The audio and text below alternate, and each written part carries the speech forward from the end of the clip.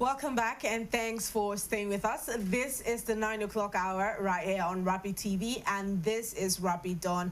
Of course, we have had an enlightening morning so far. We have done a number of things here, as we always will do every single day of the week, starting off with a lot of discoveries and then the review of the papers and sports. And thanks to Emmanuel or the sports studio for giving us that update right there. But now we are up for the big conversation. And for today, we're taking it down and looking at INEC and its activities. Right, we have seen that in the 2023 general elections, we had a number of voters. And since the last elections, which happened, I think, 2015, we saw 2023, yeah. Before 2023, rather, okay. Before the 2023 election, we saw that voter apathy reduced. We saw that a lot of youth and Nigerians were not interested in voting. But during the 2023 elections, it was completely different from what we normally will have in the political scene, where we saw lots of Nigerians come out in their numbers to get their voters card, to register and vote in the 2023 presidential election. That number was surprising to INEC itself, because they came out many times to address the fact that this is one of the highest registered elections. But if we are wrong, we've got someone here who will definitely correct and give us the right statistics. But yes, we have seen an increase from then. But right after the 2023 elections, things didn't pretty turn out well how, should I say, the large number of Nigerians expected and anticipated it to be, because there was some sort of a movement that happened at the time. So everyone had their eyes focused on a certain political party, which is the Labour Party. And this was one of the most popular parties in the 2023 elections. I would say the individual, the candidate for the party was a popular person, a figure. You know, he was more popular than the party even. You know, because if you look at 2023 election, that moment you talked about, a lot of persons called the name Peter Obi more than they called Labour Party for 2023. But the truth is that you cannot separate them. No doubt. And why I said it was the most popular party is because on the ballot, people didn't just look for Peter Obi. People went on to vote Labour Party through and through. Right. And so the risk of that was the fact that even though we had candidates who were not qualified enough, candidates who didn't have, should I say, were not grounded enough, they were given opportunities to get into office because of Peter Obi and then the Labour Party. Right. So Labour Party, through Peter Obi, was one of the most popular parties for the 2023 election. Very true anyways. But of course, just like you mentioned, after that election, lots of youth, the momentum dropped. Actually. You know, it dropped. And that's where I also think that it's going to be risky in 2027. Hopefully, luckily, we've seen that, you know, the voter registration has started. Yeah. Some Nigerians, some youth have as well started registering. But again, the morale that we saw in 2023, especially among the Nigerian youth, it dropped drastically. Okay. And I'm hoping that, you know, between now and 2027, it is being picked up even more, so we can have more youth actually participate in the election process come 2027. All right. To have this conversation with us today is Ms. Gloria Mokozi. She is the head of unit Voter Education INEC FCT. Yeah. Good morning to you, Good morning to you. Good morning. How are you doing today? Yeah, I'm good, and you? Well, very well, thank you. Good morning to you. Good Welcome. morning, you too. Yeah. How are you doing today, by the way, ma'am? Yeah, thank God. Doing well. How is the city of Abuja also so far? So far. We're hopeful. All right. Also. Now, we have had, INEC has consistently emphasized voter registration as the foundation of credible elections. But we still have millions of people who are not subscribing, or Nigerians, especially in rural areas and conflict zones, who remain unregistered here in Nigeria. What do you think is responsible for that, or in the FCT? Let's take a look at the FCT first of all. Actually, you know, there's what we call sensitization. And like you just said, rural and urban areas. Okay, let's talk about the urban areas. In the urban areas, they are sensitized enough. They listen to the social media, They watch TVs, radios, they are knowledgeable. Majority of them are educated. But when we're talking about the rural areas, some of them don't have these devices in their homes. And we're trying, like INEC is trying to reach out to stakeholders to like reach out to these people in communities. It's not as if they are left out completely. But, you know, they are not left out completely. We are carrying everybody along, and we're trying, doing our best to make sure that everyone is sensitized concerning this ongoing continuous voters election. Okay, so what would you say the turnout, particularly in the FCT, is like? Because we see that there's an upcoming election in the FCT, and INEC has been calling out for people, like I stated out from the intro, come out. That's the only way we can guarantee a credible election. You need to vote, your vote count, right? What has the turnout of voters been like, or registrations been like in the FCT? There's been a massive turnout, if I must say. We've not been sleeping. Like last week, we went out for road shows, you know, visited some strategic places where we try to like give them the flyers and all that, and talk to them one-on-one. And we came out with jingles and all that to enlighten people. But we are strictly against multiple registration. We're not about the populace. We're not about the massive turnout. We're about, are you eligible to vote? Are you eligible to vote? Do you have issues with your previous registration? Because some of these people are not enlightened enough. You just feel, okay, they have registered before. Now there's what they call continuous voters registration. They have to register again. And we're trying to tell them that no, it's not done that way. If you are registered before, you can still use your permanent voters card. And if you have issues with your PVC, there are ways to go about it.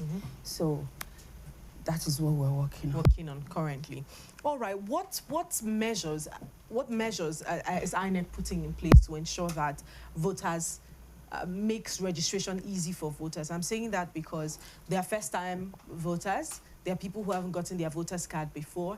They are very new to the system and new to the entire process. So what is INEC in its own capacity doing to ensure that it becomes easy for first-time voters to get their voters registration cards and be a part of the process?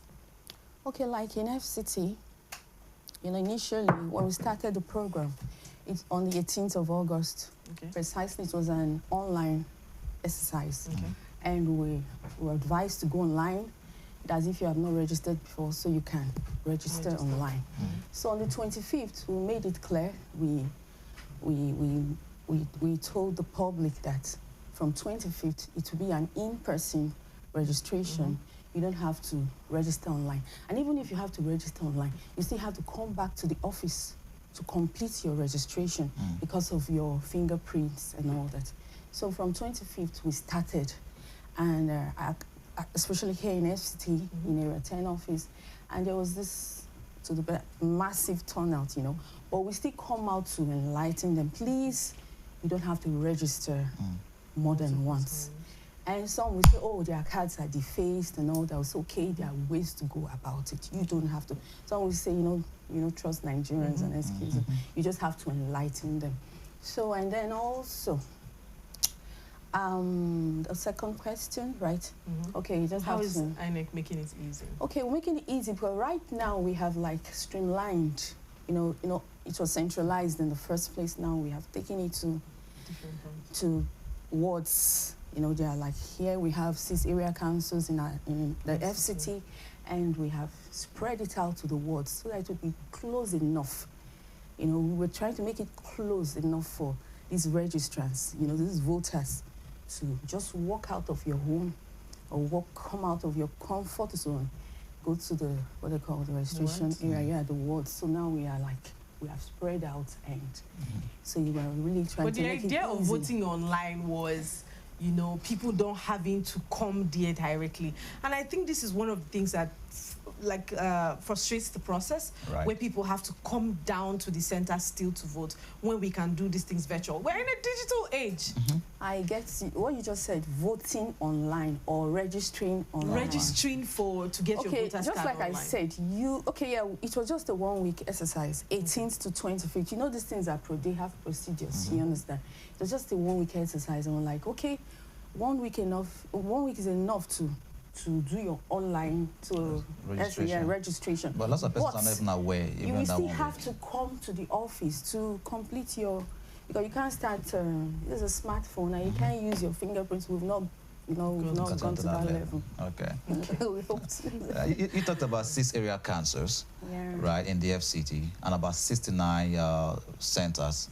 Okay, what's registration 69 area? Exactly, 69 words, right? This is 2 words. 62 so far. So how functional are these centers currently? Of course, they are functional. Like last week, there was this ongoing training where we had to recruit adult staff and staff from INEC itself. Okay. As I speak to you, some of my colleagues they have gone to their respective designations, respective wards where they can channel out and it starts today, which is 29th, 29th, and we'll be ending on the 8th of October. Yeah. Now, for 8th of October, of course, is the deadline so far. And including weekends. Oh, okay. Yes. This exercise continues on weekends as well. Yes. Okay. So what are the concrete steps as well that you're taking, as INEC and the FCT to ensure that maybe last-minute registration, because there are people that are going to come last minute to register. What are concrete steps that you're taking to avoid the last-minute registration? We have reached out to the stakeholders already, and especially in rural communities, they have to talk to their subjects and all that, and enlighten them on what to do. There's a time frame, like we start by 9 o'clock and we end by 3 p.m. But that doesn't mean that when you're queuing up already by 3 p.m. we have to discharge you. You have to be there till the exercise is over. Okay. All right. A recurring complaint is that the voter registration is inflated with ghost voters. Yes, one of the recurring complaints, especially ghost voters or ghost registrants. Ghost registrants is in the case of registration right now, because voting would have its own intricacies and whatever. But we have had multiple complaints about ghost registrants, rather, right? What is INEC doing differently this time to clean up the register and ensure its integrity? And ghost voters, let me even explain that a bit. During the 2023 presidential election, which we had seen a number of complaints about people being underage. In fact, in my own polling unit, which was in Kubwa at the time, there were multiple people who were underage. They had voters registration, they had voters card. They came to the centers with voters card, even though you could see that they are visibly underaged, right? What is INEC doing to manage this situation? Because this is the FCT again, and we cannot deny that we see all of these displaced children on the roads, which can be used for malicious intent. They can be taken, given doctored birth certificates, taken to INEC. People are malicious. We cannot deny that fact. What is INEC doing to ensure that the process is fair and to ensure that these kinds of things are curbed out of the system? Thank you very much for that question. Okay, like right now, you just said ghost registrants, right? Okay. INEC is trying hard to curb the exercise. For every institution, things like that are definitely going to play out. Absolutely. Well, this ad hoc staff, that's the officials that we have deployed for this exercise. They have been. That's what has been inculcated in them. And INEC staff also, there's an oath. You can't just go outside you have to do the right thing. And even the ad hoc staff we recruited too. That's why they went through the training exercise to educate them on what to do. You don't have to be confrontational. When you see someone who is underage, you can perceive that this person is underage. In case you have this, you're suspicious or you can perceive this person underage, there are documents you have to ask for to verify. Okay. Do you understand? You have to ask for their birth certificate, Mm-hmm. original birth certificate. You know, you have to ask for their school leaving certificate. Okay. You have to, let's say the person is an older person now, and let's say like 35, 40 years, and the person is trying to tell you, I've not registered before. We have what we call a disclaimer form that you have to we have to give you to fill and to show, because there are some Nigerians too who have passed that 18 years or they're about 35 years. They've never had this faith in the system, so they don't want to register. But maybe this time they're like, okay, let's see how it goes, and they come out to let's register. And you are doubting, are you sure you have not registered before? And there's a form to fill for you to be sure that this person is cleared. Then for those ghost registrants, this time we have really mapped out strategies to make sure that is caught. You know, I would say it's been happening in the past. I'm not going to say that no, but we know in every institution there are fraudulent people. Absolutely. Do you understand? There are fraudulent people. And I could remember some years back, I went to Niger State for registration, yes, from the office. And while I was there, you know, some of them came with forged, what they call, birth certificates. Okay. Some of them came with falsified birth certificates. But I could tell, just looking at you, I can tell your age, you know, you understand. But their fact, you not ask, okay, since you are, and some can be very, very, you know, want to prove a point. So, okay, we're not going to quarrel here. I just need more evidence. Can you get me your school leaving certificate? Or can you call someone who you understand? So there are ways to really identify. And those that you know, that they're underage, you ask them to leave. Okay. Yes. So collecting, let's move now to collecting of this voters card. Okay. The process of collecting, when I collected mine, was a very tedious process. I wouldn't want to go through it a second time, right? And this is not just about one collection point, about every single, because I reported at that time for voters registration, voters card collection. I reported for at least 6 collection points here in the FCT, and wasn't a good sight to behold. At some point, they will tell you, go to this spot, yours is here, don't go here, go to that place, yours is there, you go back there, you don't see it there. It was very, very inefficient. It looked like an inefficient system at the time. Now, what measures have you put in place to ensure that the collection of this voters card is seamless? Because when we talk about voter apathy, again, most of the problem comes, I wouldn't say most because you're in the office, some of the problem comes from the registration points, right? It's not even about people not wanting to come out to vote.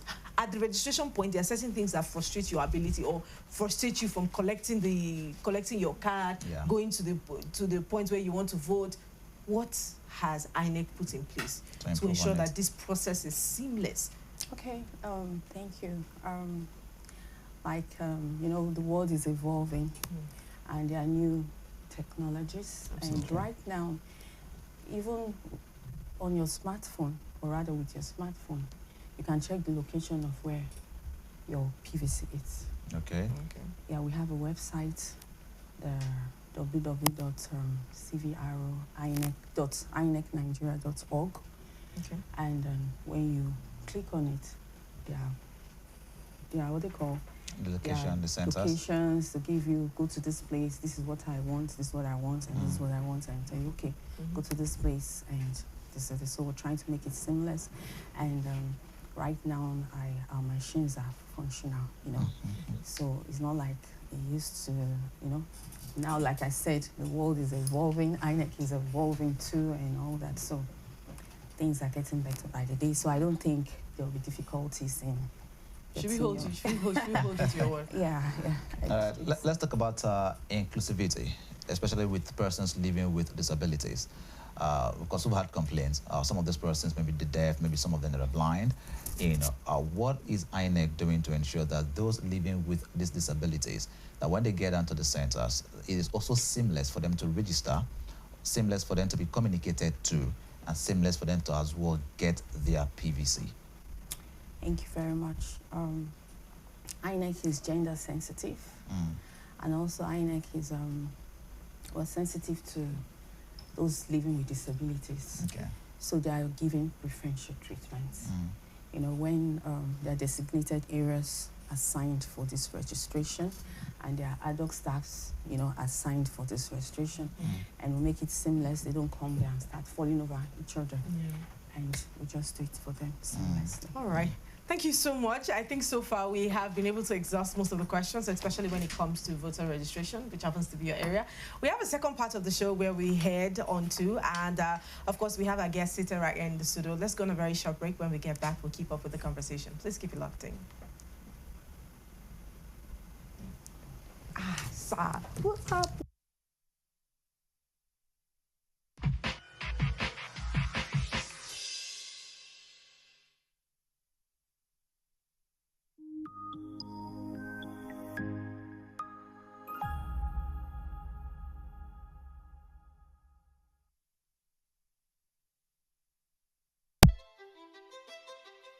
From the soil beneath our feet to the tables across the world, agriculture is the heartbeat of Nigeria's future.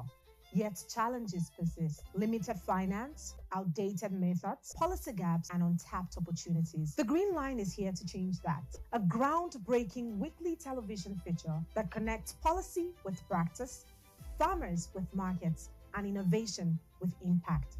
We dig deep into the full agricultural value chain, from land preparation to mechanization, financing, food preservation, exports, and beyond.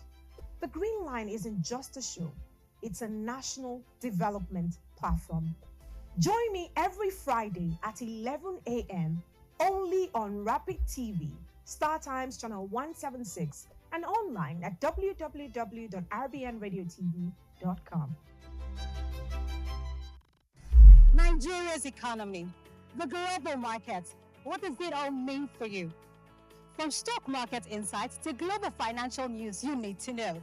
From Wall Street to the Main Street and of course, the marketplace. Get the answers you need every week on Business Lens with me, Faith Dafa Joseph, as I bring into focus the stories, strategies, and shifts shaping our economy. No angle is missed as I talk about the business, the people, patterns, and possibilities behind them. Welcome to the Business Lens. Rapid TV, rooted in truth, driven by impact. Time is power. Our lives are powered by the sun. As the sun rises, so do we. As we trust it to rise and set without any worries interrupting your morning with our hybrid all-in-one inverter, powering our prosperity and happiness.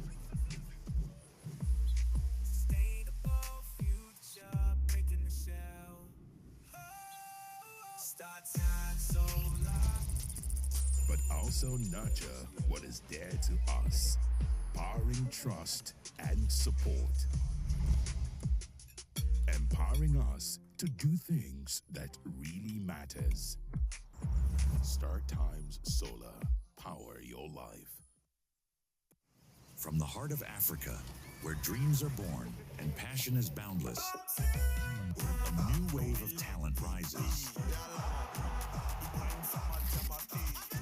In La Liga, these extraordinary athletes are not just playing the game, they're transforming it.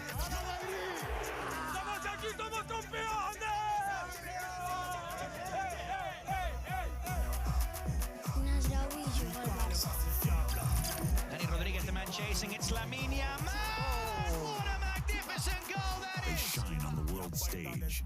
Watch as they redefine football, inspire millions, and make history.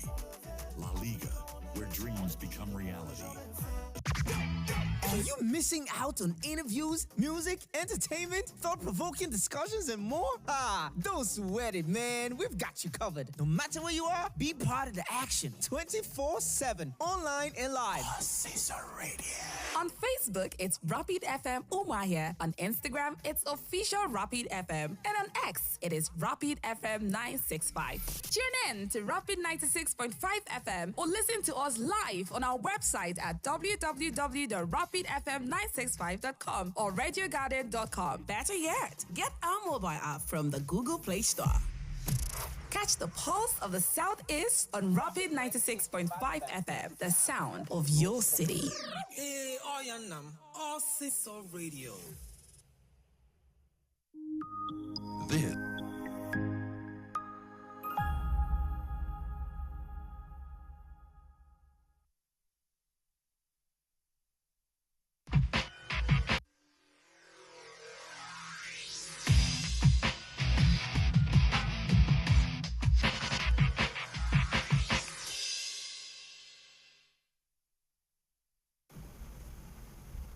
All right, welcome back and thanks for staying with us. It's still Rapid Dawn right here on Rapid TV. And of course, for the second segment of the show, we're still talking about continuous voters registration, especially around the FCT.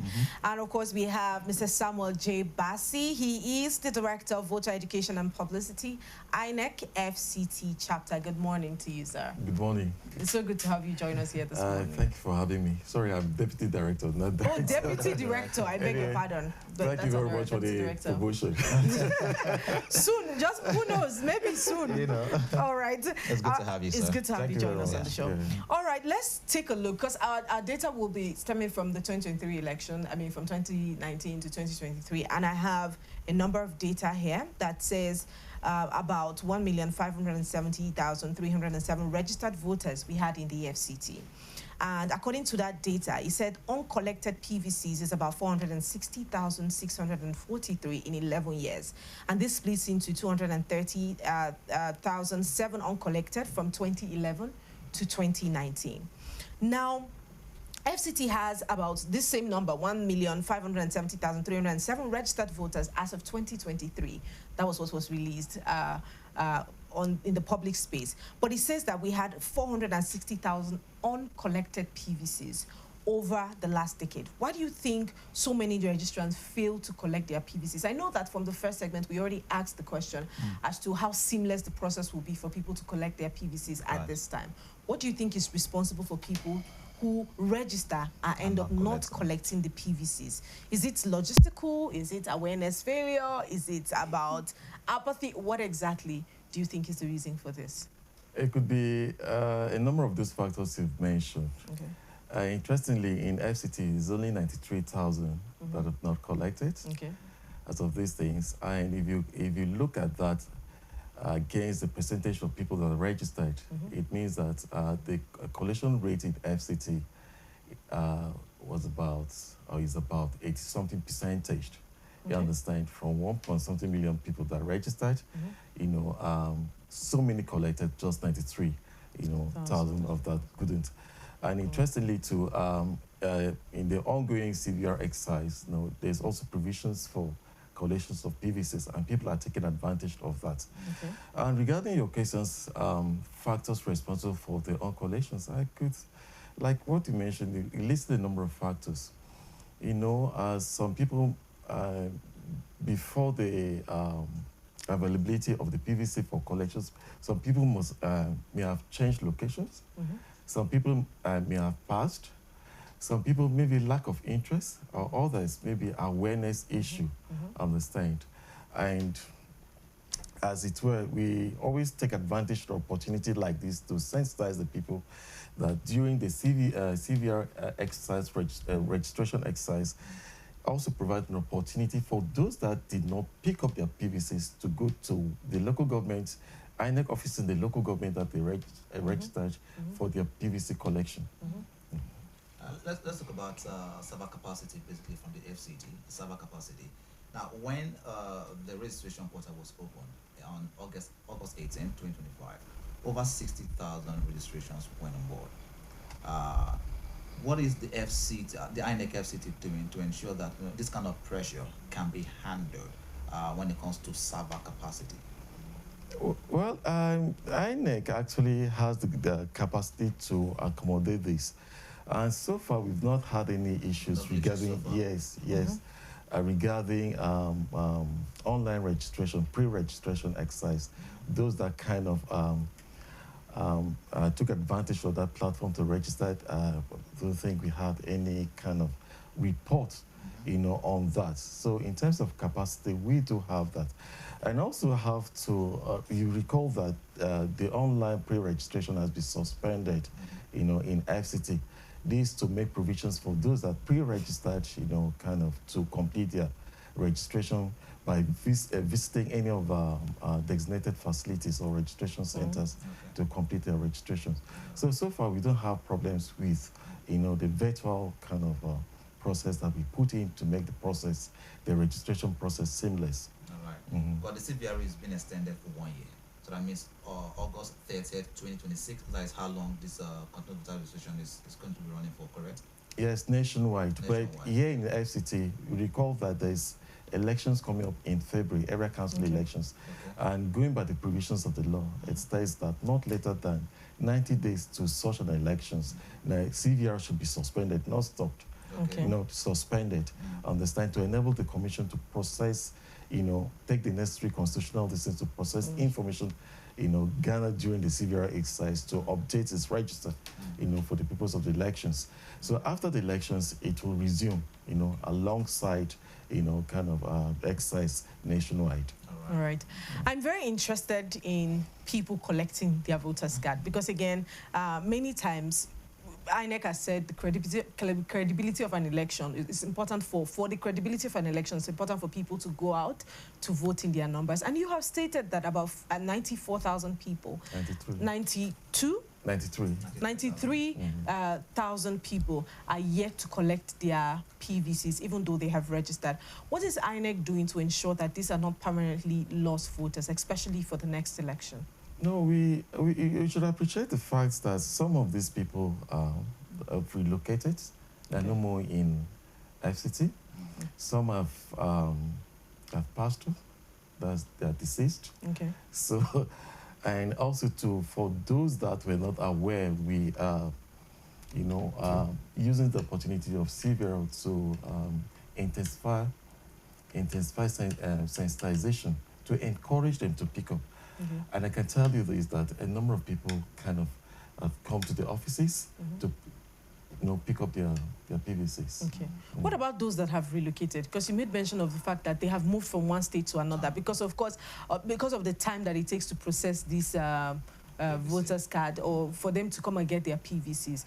What can INEC do? Because, I mean, logistics can be a problem. So what can INEC do? No, interestingly, and the beautiful thing about the registration exercise is that you can transfer your location, your registration points within FCT and interstates, which means that for those that have relocated to another states, you know, they can take advantage of this opportunity to apply for transfer of their polling units to the states they now reside. Understand? A new PVC, you know, once such application is processed, will be printed, you know, for these categories of people to enable them to partake in future elections. So what happens to the ones that were already created? Because it's very delicate, especially with INEC. These things cannot be just left like that. We cannot deny the fact that, like the question we asked from the first segment, I said we cannot deny the fact that every system has its there are certain people in a system that will frustrate the efficiency of that system. It's not just in INEC, it's in multiple other systems, right? If we have these uncollected PVCs and another person has gone to another state to register and collect the PVCs, what can INEC do to ensure that these ones that have already been, that are here, which of course will be of no use if they have re-registered somewhere else and gotten a PVC somewhere else, how do you ensure that these things are not used for malicious intent? Well, it's no kind of decisions regarding what to do with the uncollected PVC has to do with the management of the commission. Is a policy decision, you know, to be taken after a while, maybe with time. We have this number of PVCs uncollected. What we do with it is within the discretion of the commission, as in the chairman alongside the commission members. But for us at the operational level, we'll keep on encouraging people through sensitization to come and pick up or collect their PVCs so that they can, you know, be part of the voting process in the country. Now, INEC has also said that multiple registration, it's illegal. and therefore there are penalties under the Electoral Act. What is the FCT doing to ensure? How can you even detect that someone has registered multiple times, first within the FCT? And is there a way to as well detect that if someone has registered in the FCT, if this person registered in River State, the person can as well be detected? Well, it's a punishable offense, multiple registration. Okay. That should be stated. And we discourage this. We sensitize the people to know the, kind of that this is an offense. Regarding these things, regarding a detection of people that have registered multiple. Yes. At some points, registration has to be suspended. This to enable the commission to process the information or the data into useful information for the upgrade of the voters register. It's at the point of of processing the information that this will be detected, and deleted from the system. So it means that if you don't get to that point of processing it, there's no way to know when someone comes in for the first time, this is Ward 1 in the FCT, and then the person goes to Ward 2 in the FCT to also register within the FCT. Shouldn't there be a way that the system detects almost immediately that this person has registered before? Right. At present, we don't have that technology. Maybe in time, we'll have that. At the point of registration, the information gathered is raw. It has to be processed, into useful data for register to be updated. It's at this point that issues like this will be flagged and deleted, understand? But the way out of it is to sensitize the people to know that multiple registration or double registration, whatever name you call it, is illegal and is a punishable offense under the law. All right. Now, INEC has formally commenced campaign activities for the 2026 FCT area council election. How ready is INEC to manage logistics, given security risk, voter registration, and some of the other things that we have discussed here? How ready is INEC? And we are ready. It's one of our statutory responsibility to monitor, political campaigns by political parties. We set the regulations. So regarding this, we've had engagement with political parties, on this matter. And we also advise them that, before the commencement of these things, they should give, of their campaign, the electionary campaign, they should give us 21 days notice. This to enable the commissions to monitor and also to report, on their campaigns. We are fully ready, and it's what we've been doing over the period of time. We have the experience, the institutional capacity to monitor and to report on elections. Okay, while I understand that it's your statutory responsibility, I also do understand that there are certain challenges that might be faced in the process. For instance, some parts of the FCT border insecure areas. We have some of these insecure areas, and we know that not just in the FCT, we have had cases where insecurity plays a vital role in obstructing the elections. Right. How has INEC been able to safeguard with the security operatives to ensure that ballot boxes are safe, election materials are safe, and the polling units alongside the voters are safe as well? That's an interesting question, What about the electoral process is multi-stakeholders undertaking, involving different segments of the stakeholders, including the security. So we've been engaging with the security agencies, under the aegis of the Inter-Agency Consultative Committee on Election Security to plan for election security before, during, and after these things. And I can assure you that the security agencies are on top of the game to ensure to secure the environment for electoral activities before, during, and after elections. All right. If you look at the FCT, it has many non-indigenous residents, transient workers, people who are moving here and there, in their jobs. What is INEC doing to ensure that, those are in the FCT, especially those that are not in the satellite communities, as it is, and of course they are eligible for voting? What are they doing? What is INEC doing, on the FCT to ensure that these people are not excluded from voting? No. When they talk about voting, it is the right of every Nigerian, qualified Nigerian. If you're 18 years and above registered, you are qualified to partake in these things. Of course. And nothing, your abode, your location should not exclude you from, exercising your constitutional rights. As a transient worker, for instance, clear case scenario, so I live in River State, and I came to the FCT for, say, 3 months. And within those 3 months, the election is to start, maybe the presidential election, and I'm going to be in the FCT for the 3 months. And of course, my polling unit is in River State.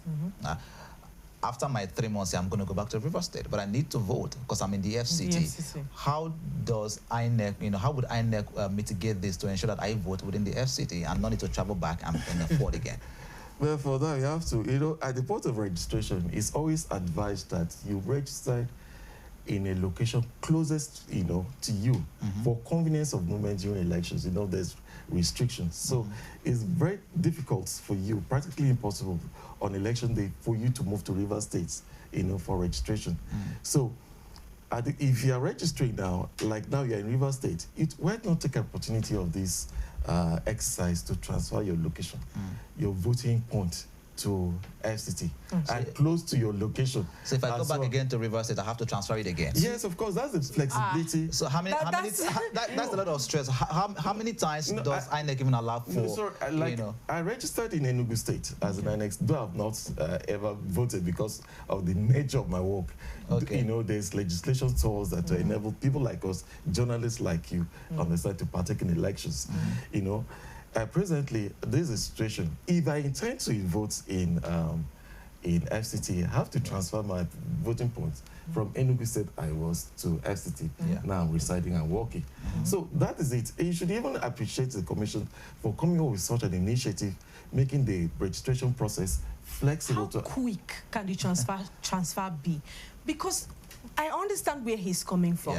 That means at every point I have to move. I have to make a transfer of my voter's card. Aside that, how many times can INEC even allow a person to transfer the voter's card? Because just like you, I understand that your job is also very delicate, which means you can be anywhere at any point in time. Today you are in FCT. Tomorrow you might be back to Enugu, or you might be back to somewhere else, which is the same thing with some other jobs, like journalists as well. You can be anywhere at any time. Your job demands you to be in Lagos while you work in Abuja, and the next thing you are back to another state. Do we have to keep transferring these PVCs? Or can INEC make room at least to say, oh, this person is here, he registered here. Maybe this person can vote, rather than disenfranchising the person completely, entirely, just because they are not in the area where they registered. Well, incidentally, we have a technology running the system, and this is what the technology permits for now. Maybe in foreseeable future, you might have a situation of that nature, like your ATM, you can withdraw anywhere, irrespective of the bank, the location you have your ATM. However, how quick it can be, the law says not later than 90 days to elections, everything pertaining to transfer, along with other activities, in the civil exercise should be suspended.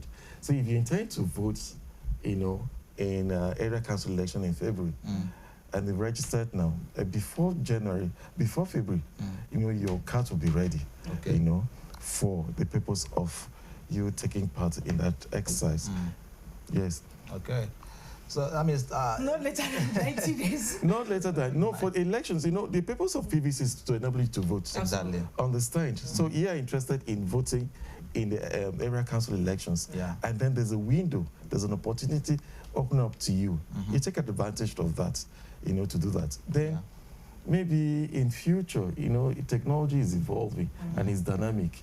We might have such a seamless, process at any point in time. You can effect a transfer on the side, anyway you want. We hope it is soon. We hope it is soon, because I mean. No, sorry. When I joined INEC, in 1999, quite a number of years now, it was manual based. We never had such flexibility and seamless process as we do have now. You can see over the years the incremental progress that we've made through innovative use of technology. Maybe in time, and with young people like you. Very slow. It's quite slow. And then there are challenges as well. Look at 2023 presidential election. the beavers. There were lots of complaints about the beavers. Now we went to certain states elections as well. There were also complaints about the beavers. Of course, in the FCT there were complaints too about the beavers. Now there's an election coming up in the FCT. First, are you going to be using the beavers? Yeah, I'm going to use the beavers. Now, so okay. how improved is the technology? It's going to war. It's not about having No, sorry. In recent times, we had by-elections. We didn't have any complaint about the beavers. It worked efficiently. Oh, there were a few complaints around it. Yeah, just few complaints, understand. In human undertaking, you should anticipate this. It's not the problem itself, but how the capacity to respond to it, to address that, that should stand up like a sore thumb. Understand? Yes, in a number, when we pioneered the use of the beavers, we had a lot of problems. But over a period of time, these problems are, petering out. Yeah. So, which means that in future, if I have a seamless problem, it might have a seamless process, without any major issues. But it's the same might. That is to show that you are not so certainty as it is. Because INEC is that institution that all Nigerians are looking out for to say, yeah, this is the institution that ensures credibility when it comes to voting. And so if the technology we are using to actually ensure that effectiveness, it is not certain for us, it's shaky, then there is a problem somewhere which INEC is not entirely addressing. No, it's not shaky. No, look at the process. Look at this, general elections now. How many constituencies do we have? How many people involved? Understand? If in such a kind of a humongous exercise, you have just 10% issues, I don't think it's a major issue. And these issues that we have challenged us to come up with solutions, and we've been doing this. Okay. Understand? There's something wrong with the beavers. Maybe problems here and there, and we have technical staff that can quickly, immediately, real-time response to this. We have layers of, mechanism put in place by the commissions, to aid in detecting and response and responding to matters like this on the ground. Okay. All right. I think we're just going to have to draw the curtain here. But it's been an amazing conversation so far. And we hope that INEC, as promised, will hold Mr. Abasi. He said, Mr. Samuel Abasi, he said they are working on it and it will definitely be better, which is what we hope to see. Thank you so much, sir, for joining us. Thank you very much for having me. I appreciate it. Back to myself and Victor right here in the studio. Like we said, we needed to ask these questions because elections are just by the corner. Definitely. And excuses, definitely not what we want to hear, because we had a lot of that in 2023. Until date, we still have people refer back to what had happened, especially the situation with the beavers and the PVCs. Like I recounted, I reported for a number of collection points at the time, and it was very difficult to get the PVCs, to be honest with you. In fact, at some point, people were like, why do I need to go through this stress? Let me just walk away from it. And people just go and don't collect the PVCs, which is not what we're looking at. If we're looking at having credible elections, we must be able to encourage people to come out and vote by ensuring that the process is seamless, which is what we are expecting from INEC, by the way. Of course. Well, I guess talked about the beavers saying that they have technical staffs on ground to ensure that it works effectively. I hope they do the same thing for IREF, all the portals that INEC will be using to either project the election result, and that Nigerians are going to be using as well to vote, because these are things that we need to see that they work efficiently and effectively. 2027 is just by the corner. Closer than you think. Many Nigerians wants to vote. Young people especially wants to vote. People want to exercise their human right as much as possible. And so if the institution that are responsible, to creating that platform for Nigerians to exercise their human right, it is not too solid as it is, then there might be, we talk about the voter party dropping drastically, and we need a way to ensure that the Nigerians actually have a better party when it comes to voting. So it is left for INEC to build our confidence now. We're waiting on them.